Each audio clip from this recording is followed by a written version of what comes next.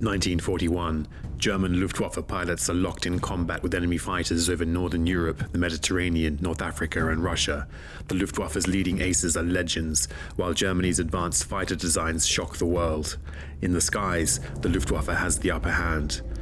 But as the war dragged on, German aircrews faced new Allied opponents and growing pressure on multiple fronts. The battle for aerial supremacy during the Second World War led to the most intense dogfights in history, pushing fighter pilots on both sides to the limit. So how did the performance of Luftwaffe fighter pilots compare to their American, British, and Soviet opponents? And how did the Luftwaffe's evolving fighter designs fare against the latest Allied technology throughout the war? What happened to the Luftwaffe?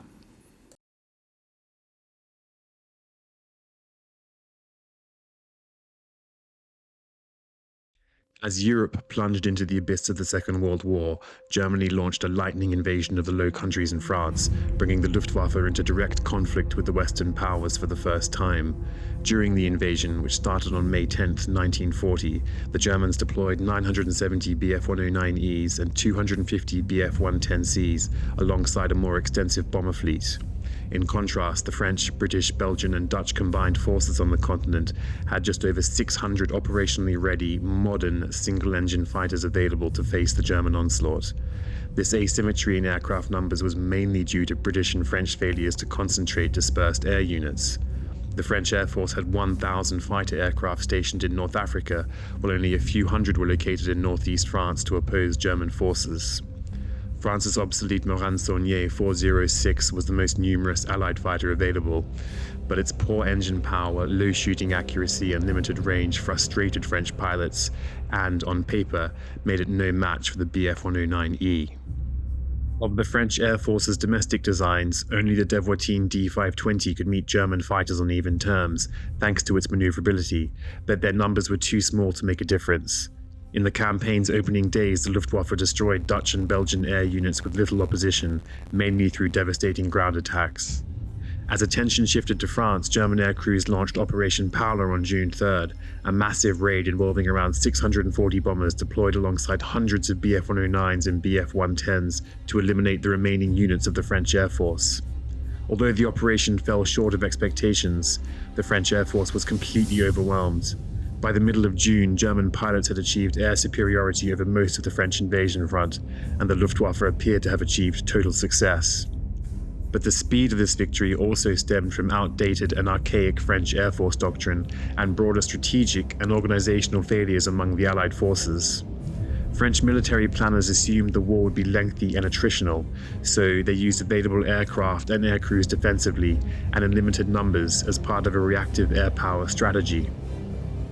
As a result, French Air Force pilots flew an average of 1 sortie per day, compared with an average of about 4 sorties for their German adversaries. In many cases, German pilots flew up to 7 times a day. This allowed the Luftwaffe to gain control of the skies against an enemy with an inferior aircraft and limited presence in the air. While French Air Force doctrine was found wanting, and its aircraft were, on the whole, inferior to Luftwaffe fighters, its pilots were exceptionally well trained. In a surprising outcome, French Air Force fighters had a near 1-to-1 loss ratio by the end of the Battle of France. Post-war assessments by French researchers claim this success was due to the skill and training of French Air Force pilots, who sometimes overcame their aircraft's limitations to put up a solid fight against the Luftwaffe. There seems to be some merit in this point, given that French fighter pilots also performed well during smaller skirmishes with Luftwaffe fighters during the so-called Phony War before the Battle of France. The performance of French pilots, the contribution of British air power, and the overwhelming demands of the lightning assault on France meant the Luftwaffe's pursuit of air dominance came at a price. About 30% of its committed air units, including bombers, were damaged or destroyed during the Battle of France. Just under 20% of its single-engine fighters were lost during the campaign. This was a significant blow that, combined with low aircraft production rates, would have massive implications for the Luftwaffe later in the war. During the German invasion of France, the Luftwaffe mainly encountered small numbers of RAF Hawker Hurricane Mark I's and obsolete bombers when confronting British air power on the continent. It wasn't until the evacuation of Dunkirk, starting in late May, that German pilots faced the Spitfire Mark I for the first time, a plane equal to the Bf-109E in air-to-air combat.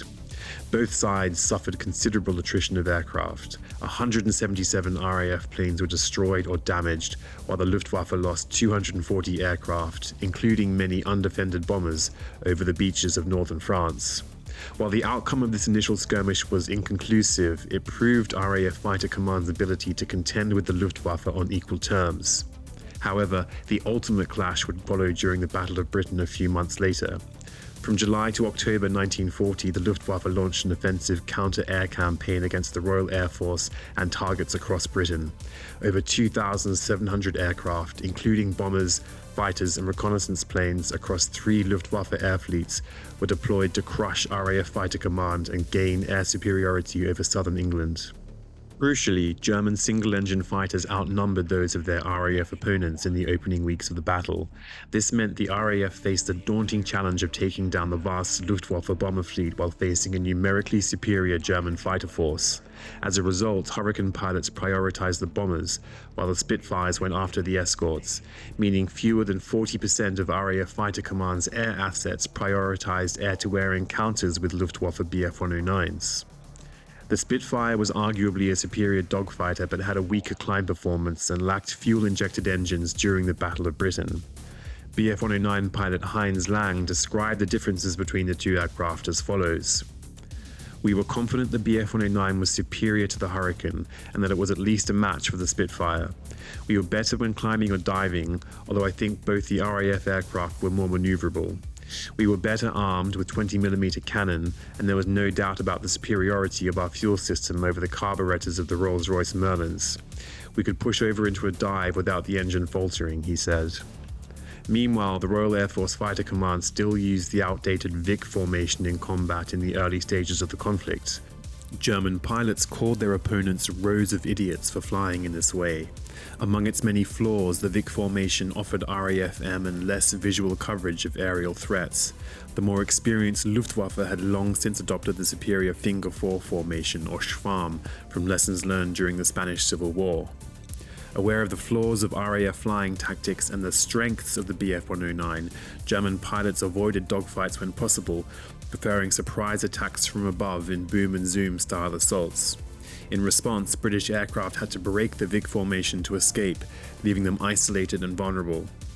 Weaker air combat tactics cost the RAF in the Battle of Britain's first phase, known as the Kanalkampf or Channel Battle, which started in early July. During this period, 128 Spitfires and Hurricanes were lost to Bf-109s, while RAF day fighters claimed 85 kills of their own. This gave the Bf-109E a victory ratio of 1.5 to 1 over single-engine RAF fighters at the time. By mid-August, the Luftwaffe initiated the main thrust of its attack, focusing on airfields, communication centers, and radar stations. Both sides suffered heavily during this phase of the battle, which lasted until late August. RAF fighters smashed the Luftwaffe's bomber force, with loss rates reaching as high as 15% in some raids. But German fighters remained a potent threat. 114 RAF Hurricanes and Spitfires went down, while 60 Bf-109s and 67 Bf-110s were lost in turn. During this time, the myth of the Stuka was vanquished as British fighters tore the vaunted dive bomber to pieces. The RAF was also inflicting intolerable losses on the Luftwaffe's twin-engine bombers. Hence, the German leadership decided to tie the Bf-109 fighter force closer to bomber formations, limiting the impact of these fighters in air-to-air encounters. The Luftwaffe started to feel the squeeze as British pilots adopted more flexible flying tactics, and the strain of fighting an aerial war at distance over enemy territory took its toll. But German aircrews maintained relentless pressure on RAF Fighter Command's airfields and support structures from late August to early September, before the fateful decision was made to start the bombing of British cities. Ultimately, the Battle of Britain, which ended in the Luftwaffe's defeat, had a massive impact on both sides. It also exposed the Luftwaffe's weaknesses when pitted against a sophisticated opponent with a well-developed defensive counter-air doctrine. From July to October 1940, the RAF lost 915 aircraft compared to 1,733 for the Luftwaffe. This disparity reflects the large number of German bombers downed by British fighters, which was, in the end, Fighter Command's main priority. But the Bf-109E came out on top in the contest between single-engine fighters. Between mid-August and mid-September, German pilots were destroying about 3 British fighters for every 2 Bf-109s lost in combat. However, it should be noted that this outcome doesn't account for most of the RAF fighter force prioritizing German bombers during the battle. And despite the relative advantage enjoyed by Luftwaffe fighters, it was insufficient to gain control of the skies, given Britain's much higher rate of aircraft manufacturing. Another critical difference between the two sides was the number of sorties flown by their respective air crews. Luftwaffe pilots were under extreme stress during the Battle of Britain and were completely overused. Though RAF pilots were also under heavy strain, they were never expected to fly more than 4 times per day at worst. In comparison, Luftwaffe air crews flew up to 7 sorties a day. German pilots continued at this frenetic pace throughout the Second World War, ultimately facing better trained and relatively well-rested Allied opponents. But the real significance of the Battle of Britain lay in aircraft production rates. Despite its stinging defeat over southern England and huge losses during the Battle of France, Germany's new aircraft production remained static for at least a year. British fighter production was already ramping up by mid-1940. From this point onward, the Luftwaffe was already losing the war for the skies. Following the German conquest of Western Europe and the Luftwaffe's aerial war over England, the Third Reich turned its attention to the east. Operation Barbarossa, the invasion of the Soviet Union, commenced on June 22, 1941. Germany's massive invasion force included 3 army groups thrusting toward Leningrad, Moscow, and Kiev, each supported by their own air fleet. Over 2,500 combat-ready Luftwaffe aircraft were deployed across the invasion front. Crucially, the Luftwaffe's overall size had not increased from the previous year, meaning German pilots were exposed to another theater of combat with more or less the same resources as they had in 1940. The new Bf-109F variant comprised the majority of more than 700 combat-ready single-engine fighter aircraft used for the initial assault, although the Bf-109E was also deployed in large numbers. Estimates for the number of Soviet aircraft facing the German forces vary. Some experts believe about 10,000 aircraft of all types, including reconnaissance and transport assets, were positioned in the western regions of the Soviet Union in 1941.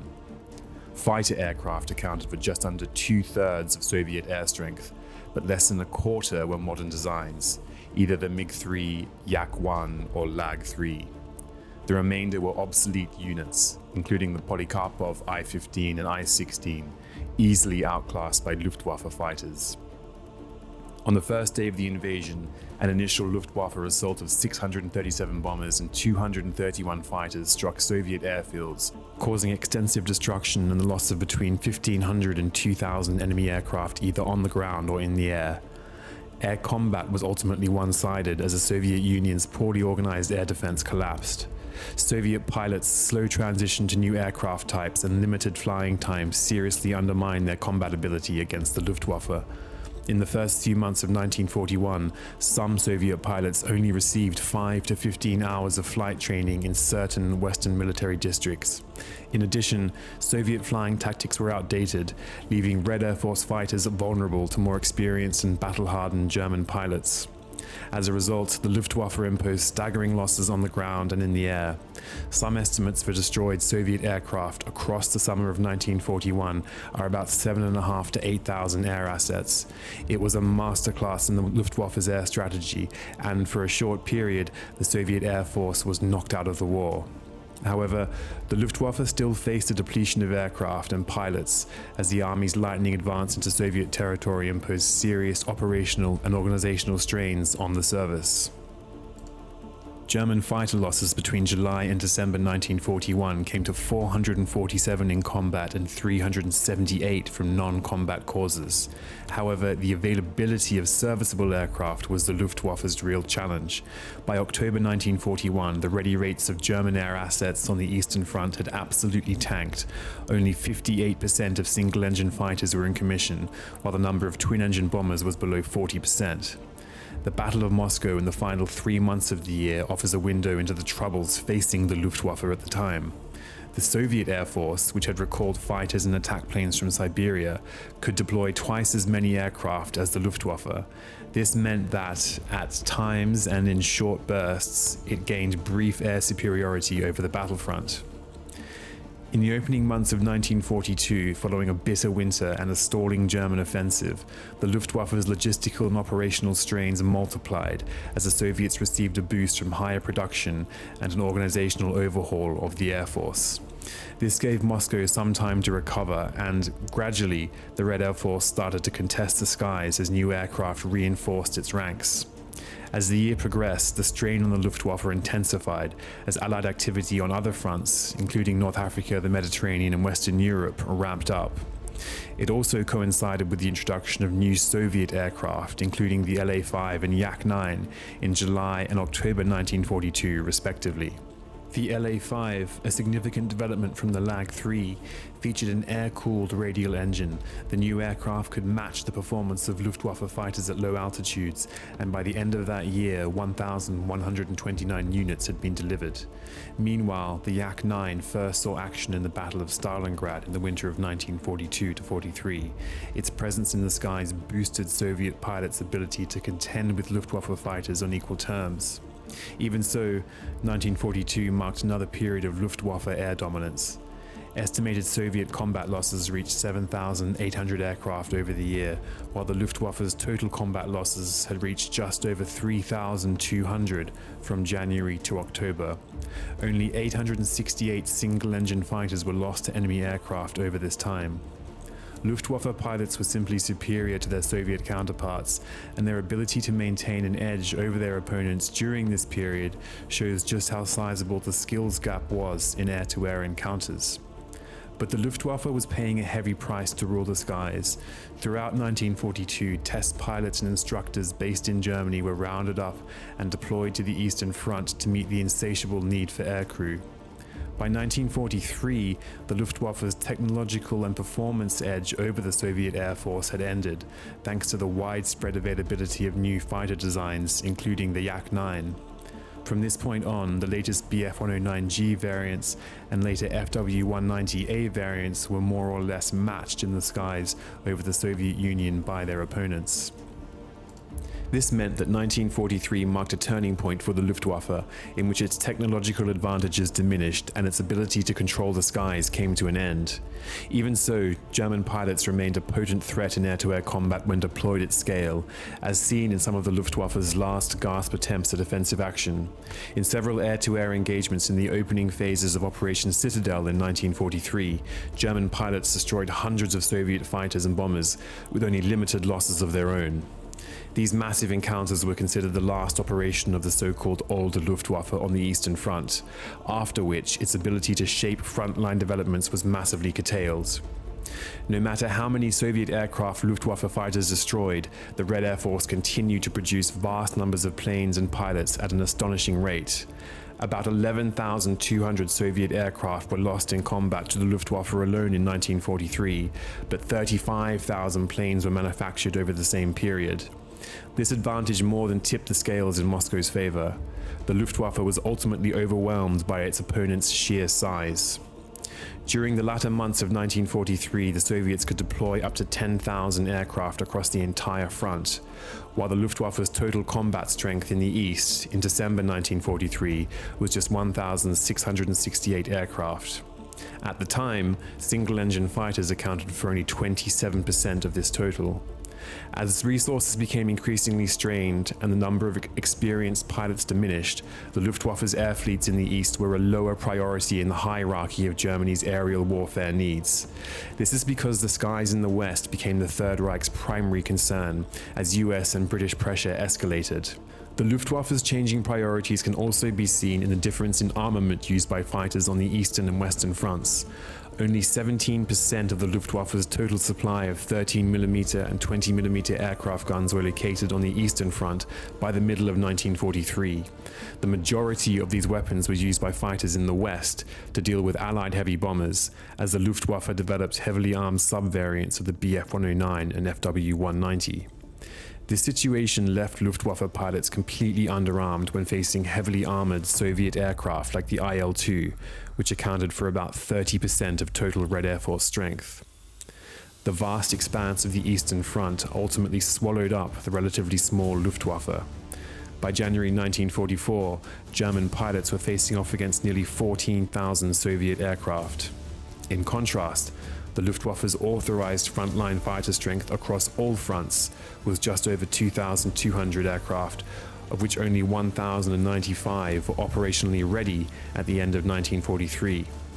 From then on, German air power in the east diminished to a scattered defensive force, incapable of shaping the strategic picture across the front.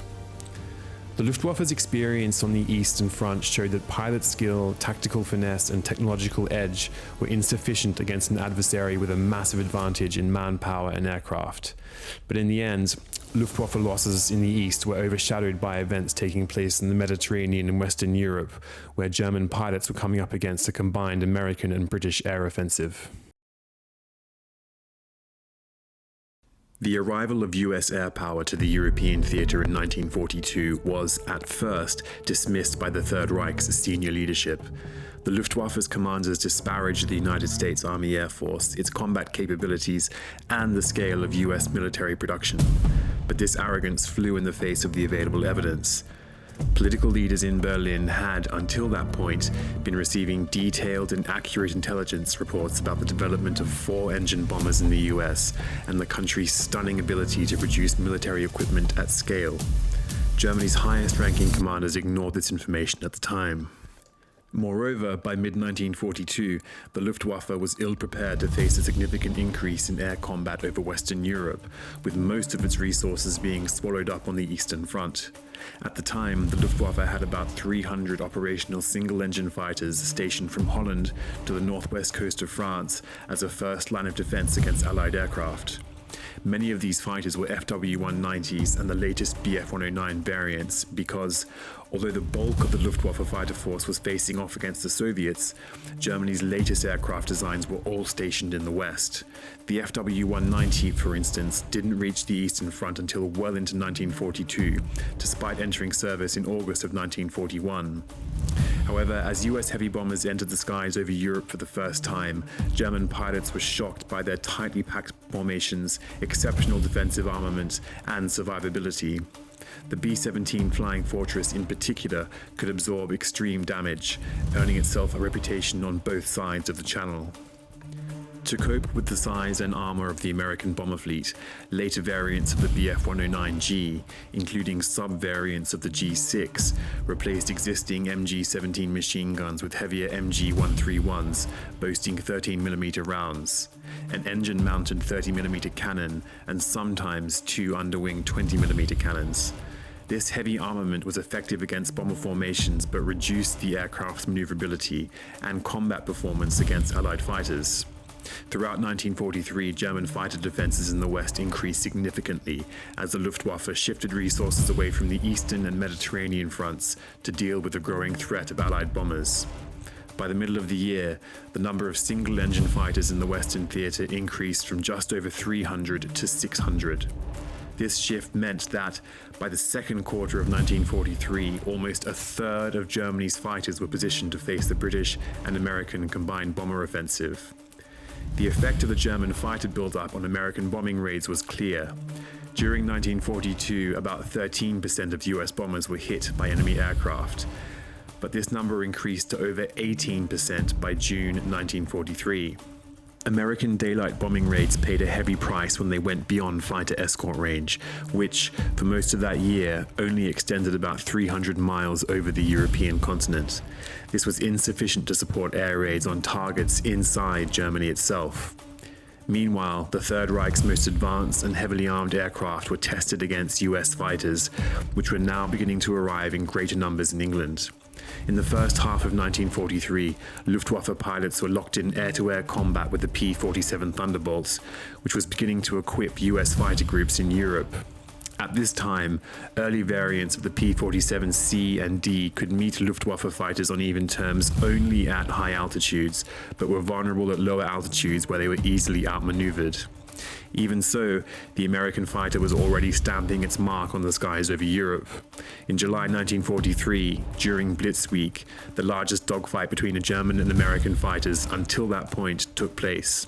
107 P-47s went head-to-head with about 150 and 200 German fighters, comprising a mix of Bf-109s and FW-190s, attacking a formation of US bombers. The result was clear. The P-47s claimed 24 confirmed German fighter kills, 1 probable, and 8 damage, for the loss of 7 Thunderbolts. However, it should be noted that the Luftwaffe faced the inverse of its experience during the Battle of Britain. Defending fighters now had to tackle massive waves of bombers and accompanying escort fighters. America's other major escort aircraft at the time, the P-38 Lightning, was much less effective against Luftwaffe opposition.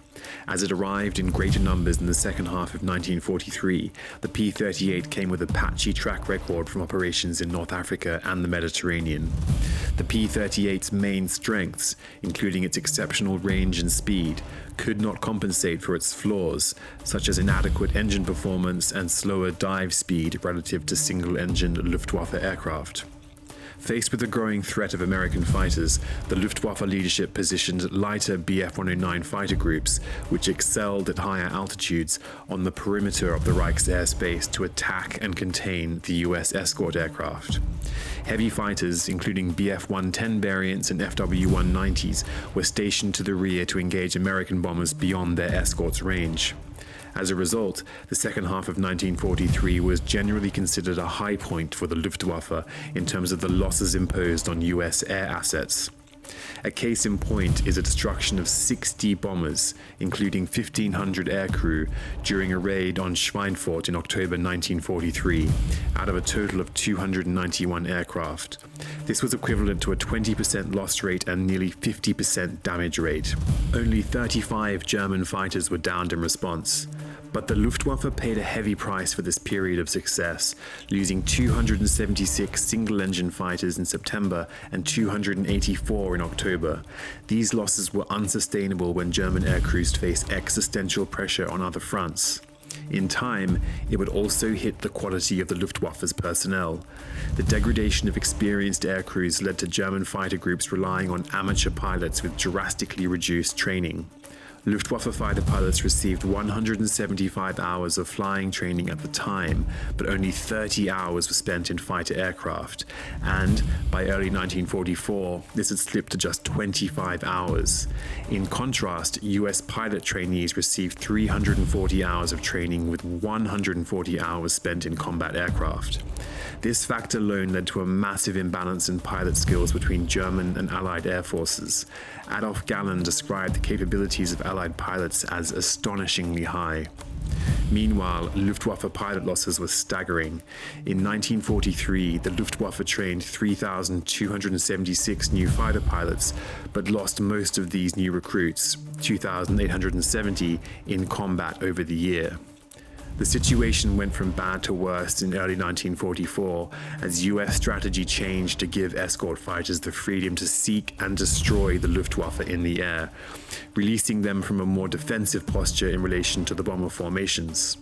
It coincided with the greater presence and use of the P-51B Mustang in the long-range escort role, allowing the US to project fighter aircraft deep into German airspace. The Mustang combined the range of a 4-engine bomber with the ability to handle any Luftwaffe fighter opposition, thanks to its speed, acceleration, and maneuverability. It was also cheaper to produce than other American fighters. By mid-1944, the Mustang had evolved into the classic and most produced P-51D variant, cementing its place in aviation history. The P-51 gave the US the key strategic edge in the air war over Europe and devastated the Luftwaffe's fighter force. In early 1944, Mustangs made up about 10% of the US fighter escort force, but were responsible for 30% of all aerial victories. The 4th Fighter Group, which switched from Thunderbolts to Mustangs in February 1944, saw its aerial victories spike dramatically as a result of the change. By the middle of March, its pilots had racked up nearly 350 kills in just a month and a half. The P-51 would ultimately account for about half of all enemy aircraft shot down in combat. The impact of US fighter escorts can be seen in the changing structure of air-to-air kills imposed on the Luftwaffe by its American opponents. In the summer of 1943, about 90% of German fighter losses stemmed from US bombers, a figure which fell closer to 70% by the autumn of that year. But in the first half of 1944, American fighter escorts accounted for about 90% of German fighter kills. For the Luftwaffe, these developments were catastrophic. Between January and June 1944, 2,262 pilots were lost, including many of the Luftwaffe's remaining aces, representing the last of Germany's most experienced pilots. By the time of the Allied D-Day landings in Normandy, the Luftwaffe could only contribute 100 sorties to the defense effort. It was, in effect, a spent force. Over the entire year, the Luftwaffe to Allied fighter loss ratio was 8-1. However, the genius of Germany's aerial design and engineering capabilities lasted throughout the war. Rocket and jet technology was one area where the Luftwaffe led the US and the wider world. The introduction of the Me-262 in mid-1944 represented the pinnacle of German engineering and design capabilities. It was nearly 100 miles per hour faster than the P-51D and boasted outstanding armaments, including 4 30mm cannons. Still, by the war's end, only 1,433 aircraft had been produced, but only about 400 of these aircraft became operational, meaning there were too few units to make a difference. Me-262 pilots scored early air-to-air victories in August 1944 against a British Mosquito reconnaissance plane and a US B-24 Liberator. But the first full-strength Me-262 fighter unit didn't appear until October. A massive American bomber raid on October 7th that included nearly 1,500 aircraft attacking industrial facilities across Germany came under heavy attack from about 80 Luftwaffe Bf-109s and FW-190s, as well as 5 rocket-powered Me-163s and the complete Me-262 fighter unit. The encounter was a disaster for the Luftwaffe fighters. The Me-163s destroyed 1 B-17 bomber but lost 3 aircraft in total, 2 to accidents and 1 that was chased to low altitude by a pair of US P-51 escort fighters and shot down. The Me-262 unit faced similar troubles. 2 aircraft were lost for reasons unknown, while US fighters shot down 2 others. On April 10th, 1945, the so-called Jet Massacre occurred on what has been described as the most active day for jet combat in the entire conflict. A total of 63 Me-262s faced off against a massive US air raid, which included over 1,300 B-17s and B-24s, and over 900 P-51 and P-47 fighter escorts. The German jets shot down at least 10 B-17s before Mustang pilots took out at least 21 Me-262s in aerial combat, while other aircraft were lost to non-combat causes. Despite the Me-262's amazing potential, its value to the war effort was negligible. The Luftwaffe's defeat stemmed from failures in strategic decision-making and a dysfunctional organizational structure. However, German fighters remained a formidable threat until late into the war. Upgrades to the Bf-109 ensured that an aircraft designed in the early to mid-1930s remained competitive with newer Allied fighters for most of the conflict. The last production variant of the Bf-109 was the K series, introduced in mid-1944, although the earlier G variant was the most produced model of the entire conflict. Kurt Tank's legendary TA-152 was the last piston-engine Luftwaffe fighter design to enter service in late 1944, and has been described as perhaps the ultimate piston-engine fighter of the Second World War. The TA-152 was capable of reaching speeds of about 750 kilometers an hour at an altitude of just over 13,000 meters or 43,000 feet, and could, as pilots described, turn around its own tail. Only 39 units were ever produced, with just a handful of these reaching frontline fighter groups. So how did German fighters stack up against the best Allied designs? During and after the conflict, German assessments concluded that the Bf-109K and later FW-190D9 and D12 variants were equal to any Allied opponent in air-to-air encounters, including the latest P-51, P-47 Spitfire and Tempest variants. The Military Analysis Division of the United States Strategic Bombing Survey reached the same conclusion when analyzing Luftwaffe and Allied fighters throughout the war, saying the difference in performance was not great enough to give either side a decided advantage. The exception was the P-51, which US analysts claimed to be superior to Luftwaffe fighters and a clear factor in achieving aerial dominance. While the relative performance of Luftwaffe and Allied fighter aircraft remains a point of debate, one clear difference between the two sides is the record-setting achievements of German pilots in air-to-air combat.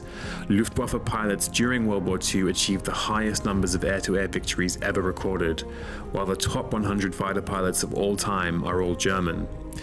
Throughout the war, 5,081 Luftwaffe fighter pilots operating during daylight hours recorded at least one aerial victory.